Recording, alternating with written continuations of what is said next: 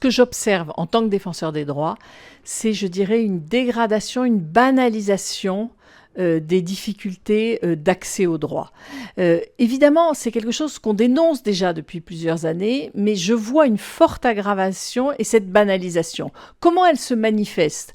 D'abord, je trouve que l'augmentation des réclamations qu'on a, qui devient assez vertigineuse, qui est passée de 100 000 en 2020 à 138 000 en 2023, montre de fait ces difficultés. Et on le voit dans le contenu, je dirais, des réclamations qui concernent aussi bien les services publics, des questions de discrimination, des problèmes de déontologie des forces de sécurité, les lanceurs d'alerte, les droits des enfants. Dans tous ces domaines-là, les réclamations vont en augmentant.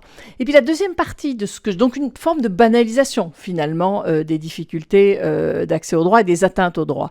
Et puis, ce que j'observe aussi, c'est ce qui se dit dans les propos et qui, effectivement, fragilise notre état de droit. La remise en cause de décisions de justice ou des décisions de justice qui ne sont pas appliquées de façon très concrète. Un placement d'enfants sous prétexte que le département est en difficulté et n'a pas suffisamment de familles d'accueil ou de places dans des foyers. De fait, la décision n'est pas appliquée. Évidemment que ça, c'est quelque chose qui nous inquiète. Des critiques aussi sur les décisions de justice, des critiques sur la décision de la Cour européenne des droits de l'homme, des critiques aussi sur la question de la hiérarchie des normes, des remises en cause du rôle de la Convention européenne des droits de l'homme et de la Cour et des décisions de la Cour européenne des droits de l'homme.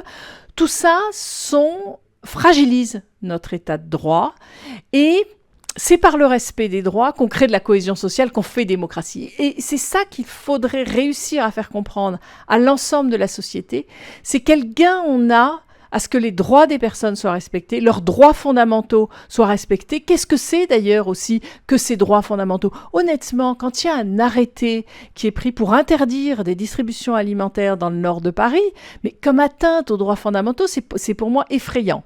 Et je crois qu'on est passé d'une période où on arrivait à gagner, je dirais, de nouveaux droits dans la défense des droits, où là, on est vraiment plutôt en recul et en essayant d'en limiter les dommages. Et puis, ce que j'observe d'où je suis, c'est que c'est les plus fragiles, les plus vulnérables qui ont le plus de risques d'atteinte à leurs droits dans leur quotidien et aussi dans un certain nombre de lois qui ont été votées récemment. Donc oui, je porte un regard inquiet sur les atteintes à l'état de droit.